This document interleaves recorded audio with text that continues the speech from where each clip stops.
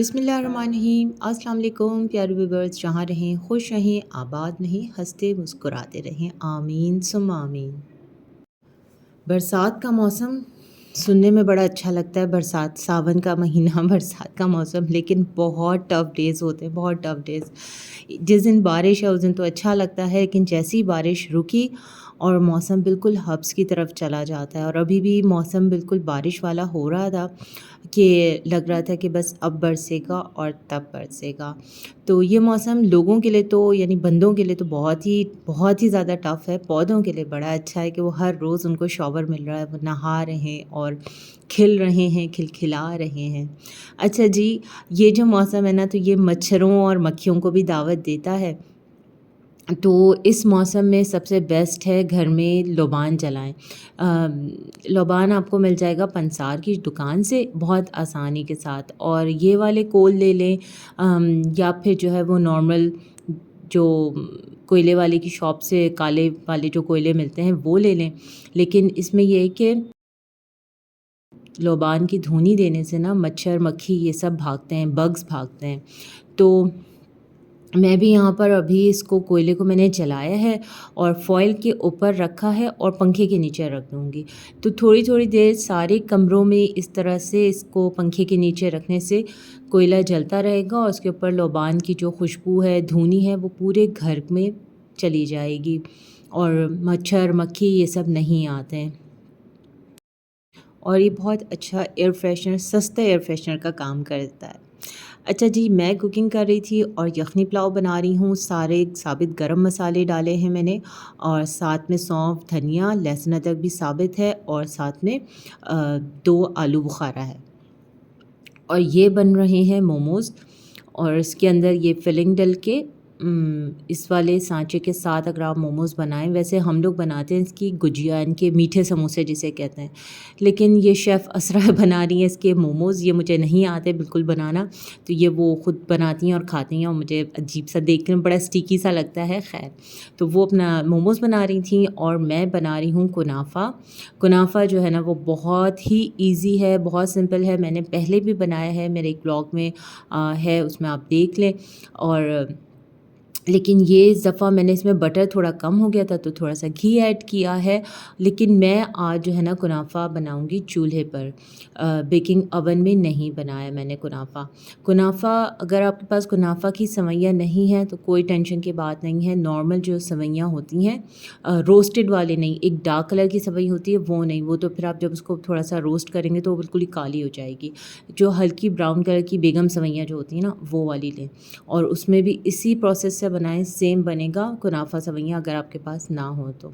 ये इसके लिए पहले मैंने शीरा बना लिया है, और कुनाफ़ा सवैयों में मैंने मक्खन कम था तो थोड़ा सा घी उसमें डाल के और इसको मिक्स करके रख दिया है, ताकि घी इसके अंदर या बटर डालें तो वो मॉइस्ट क्रिएट होगा, नरम हो जाएंगी। और ये इस सांचे के अंदर जो है मोल्ड जो है ना, इसमें बनाने का तरीका इस तरह से है कि गोल गोल बेल के उसके ऊपर रखें और प्रेस करें, तो जो है ये समोसों वाली शेप आ जाएगी, या डंपलिंग की शेप आ जाएगी, या फिर मोमोज़ बन जाएंगे। बन ये गए हैं, अब आपकी मर्ज़ी, आप इसको फ्राई करें या स्टीम करें, जैसे आपको पसंद हो वैसे खाएं। और कुनाफ़ा की रेसिपी पे वापस आ जाऊँ। कुनाफ़ा में जो है ना मैंने डाला है मिल्क पैक क्रीम। ये क्रीम थोड़ी देर के लिए फ्रीज़र में रखी है क्योंकि व्हिप्ड क्रीम है, और फिर उसके बाद इसको जग में निकाल के मैंने और बीटर से बीट कर लिया है। बीटर से बीट करने से थोड़ी सी फ्लफ़ी हो जाएगी, और मैं इसको दोबारा से फ्रीज़र में रख दूँगी। जब मुझे यूज़ करना होगा तब मैं इसमें ऐड करूँगी। कुनाफ़ा बहुत जल्दी बन जाता है। एक दो दफ़ा शायद आपको ऐसा लगे कि बहुत हार्ड है, बनाना मुश्किल है, लेकिन ट्रस्ट मी बहुत ही जल्दी बनने वाली ये डिश है। आपने शुगर को सिर्फ़ पानी में डिज़ोल्व करना है। इसका जैसे शीरा होता है ना, एक तार का शीरा, उस तरह से इसको हार्ड नहीं करना। सिर्फ़ ये डिज़ोल्व हो जाए पानी में, और इसमें थोड़ा-सा लेमन जूस ऐड कर लें। इतनी देर इसको बॉयल करें कि सारी चीनी अच्छे से इसमें डिज़ोल्व हो जाए बस, और फिर आप इसका चूल्हा बंद कर लें। दूसरी साइड पे मैं बना रही हूँ हलीम, और हलीम के लिए जब आप दाल चढ़ाएँ कुकर में तो उसके ऊपर टिश्यू पेपर बहुत सारा डाल दें, सीटी से हटाकर। चूल्हा गंदा होगा, लेकिन टिश्यू पेपर डालने से ये होगा कि आपका चूल्हा कम गंदा होगा, और जो गिरेगा नीचे गिरेगा, इर्द-गिर्द का एरिया आपका गंदा नहीं होता। अच्छा, ये जो है ना मैं लाज़ानिया पहले भी बना चुकी हूँ और इसकी जो कुछ शीट्स बच गई हैं, उससे दोबारा बना रही हूँ। ये प्री कुक्ड होती हैं, आप इन्हें ना भी बॉयल करें तो भी ये सॉस के अंदर गरम सॉस में और बेक करने में पक जाती हैं, लेकिन मैंने इनको बॉइल्ड वाटर में डाल के थोड़ी देर के लिए सोक किया है। मुझे ऐसा लगता है कि ज़रा अच्छा इसका टेस्ट आ जाएगा और सॉफ्ट ज़्यादा जल्दी सॉफ्ट हो जाएँगी। और साथ-साथ मैं इसका सॉस तैयार कर लूँगी, ये भी मैंने बहुत दफ़ा बनाया है और बताया है। अच्छा, ये वाली जो चिकन है ना, ये वही ग्रिल्ड चिकन है, क्योंकि ये है व्लॉग 10 मुहर्रम का। मैंने 9 मुहर्रम को इसका पीटा ब्रेड बनाया था, पीटा पाई बनाया था, और अभी जो है मैं इसी से बना रही हूँ लाज़ानिया। चिकन की फिलिंग तैयार करके आप रख लेते हैं ना, तो आपका 50% काम कंप्लीट हो जाता है। फिर आपकी मर्ज़ी है, आप जिसमें चाहें उसको ऐड कर लें और मज़े से खाएँ पिएँ। अच्छा, दूध ठंडा ही डालना है वरना लम्प बन जाएँगे और बहुत टाइम लगेगा फिर उसको डिज़ोल्व करने में। फ्लेवर के लिए मैंने इसमें डाला है चिकन का कनौर क्यूब और कनौर का चिकन क्यूब, क्योंकि मेरे पास चिकन पाउडर फिनिश हो चुका था। साथ में ये मिक्स हर्ब है, ये डाला है, थोड़ा सा वाइट पेपर ऐड करा है, नमक ऐड किया है, और ये सारी चीज़ें आपकी उस क्वांटिटी के हिसाब से होंगी जितना आपका सॉस है। लज़ानिया में सॉस जितना ज़्यादा बना होगा, रिच होगा लज़ानिया, उतना खाने में टेस्टी लगता है। और इसकी जो बेस है ना, उसमें हमेशा सबसे पहले सॉस लगाएं, डायरेक्ट स्ट्रिप्स नहीं बिछानी चाहिए वरना वो चिपक जाती है और फिर जब आप उसकी कटिंग करते हैं तो सही से प्रॉपर निकलती नहीं है। अच्छा, ये हलीम के लिए गोश्त है और मैंने हड्डियों के ना यखनी निकाल लिया था। यखनी में मैंने दाल बॉईल कर ली है और गोश्त को बिल्कुल मतलब ऐसे नरम हो गए हैं, उसको मैंने फ्रीज़ कर लिया था। इस तरह से ना आपकी कुकिंग आधी जो है ना वो हाफ़ डन कुकिंग होती है ना, तो फिर आप कम टाइम में जल्दी-जल्दी बहुत सारी चीज़ें बना लेते हैं। वरना फिर अगर आप सारा कुछ एक ही दिन करने बैठें तो फिर उसमें थक ज़्यादा जाते हैं और आपको बहुत ज़्यादा स्पीड दिखानी पड़ती है।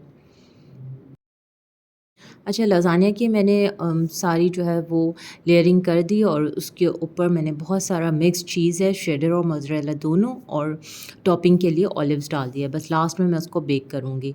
और हलीम में गोश्त मेरा रेडी है, बॉयल हुआ हुआ है। ये सारे मसाले जिसमें काली मिर्च मैं नहीं डालूँगी, उसके अलावा हल्दी, नमक, मिर्च, धनिया, गरम मसाला और जायफल जावित्री, ये सब डाल के थोड़ा-सा भूना है। फिर इसमें मैंने दही ऐड किया है, क़ोरमा तैयार किया और उसमें दालें मिक्स कर दी। और ये मेरा पुलाव, चिकन पुलाव है, ये मेरा रेडी हो रहा है। चिकन की मैंने यखनी निकाल ली, उसमें चावल ऐड किया और जनाब बस ये भी जल्दी से बन जाएगा। हलीम वैसे बहुत टाइम टेकिंग डिश है और काफ़ी, अगर बहुत ज़्यादा क्वांटिटी में बनाएँ तो फिर बहुत एहतमाम से बनती है। लेकिन मैंने इसकी जो हाफ़ प्रिपरेशन पहले से की हुई थी, तो मुझे इसको बनाने में ज़्यादा टाइम नहीं लगा और ये झटपट से हलीम मेरी तैयार हो गई। औलाद सारी ही प्यारी होती हैं, चाहे वो बेटा हो या बेटी, लेकिन घर की रौनक ऑनेस्टली बेटियों से होती है। उनकी छोटी-छोटी सी, कभी-कभी बड़ी-बड़ी भी फ़रमाइशें होती हैं, हर दफ़ा छोटी फ़रमाइश नहीं होती। लेकिन ये है कि बेटियाँ जो है ना, वो माँ हो या बाप हो, उनमें लगी रहती हैं, और लड़के तो बेचारे मासूम, मज़लूम हस्ती होते हैं, उन पे तो बचपन से ही अम्मा-अब्बा का जो है ना एक प्रेशर होता है, भई तुमने ये करना है, वो करना है, ये करके लाओ, वो करके लाओ, कहाँ गए थे, क्यों गए थे, किधर हो, इधर हो। और बेटियाँ आपकी नज़रों के सामने होती हैं, तो वो आपके ऊपर हो जाती हैं कि वो आपसे ही अपने लाड उठवाती रहती हैं। उनको कभी ये चाहिए होता है, कभी वो चाहिए होता है। तो भई मेरी बेटियों का भी यही हाल है। जब मैं कुकिंग कर रही होती हूँ तो फिर सबको ये होता है कि हमारी फ़रमाइश हो, हमारी पसंद की भी कोई ना कोई डिश तैयार हो। तो ये लाज़ानिया जो है वो अफ़ीफ़ा को बहुत पसंद है और मोमोज़ तो असरा खुद ही बना रही थीं, और ये हलीम और कुनाफ़ा उमैमा को बहुत पसंद है। और बाकी रह गए हम लोग, तो हम मज़लूम कौम जो हैं वो, हमें चावल ज़रूर चाहिए होता है, तो पुलाव फिर हमने बनाया है इसलिए। अच्छा जी, और ये कुनाफ़ा जो है ना, वो आपने इस तरह से लेयरिंग करनी है इसकी, यानी कि पहले बेस में आपने कुनाफ़ा की सवैयाँ बिछानी है, उसके ऊपर फिर आपने क्रीम डालना है, चीज़ डालना है। चीज़ आपकी मर्ज़ी है, अगर आप नहीं भी डालना चाहते तो कोई बात नहीं, ना डालें, लेकिन मज़ा उससे आता है। और फिर आपने दोबारा से इसके ऊपर कुनाफ़ा की सवैयाँ बिछानी है और आँच बिल्कुल धीमी रखनी है। आप जब चूल्हे पे बना रहे हों।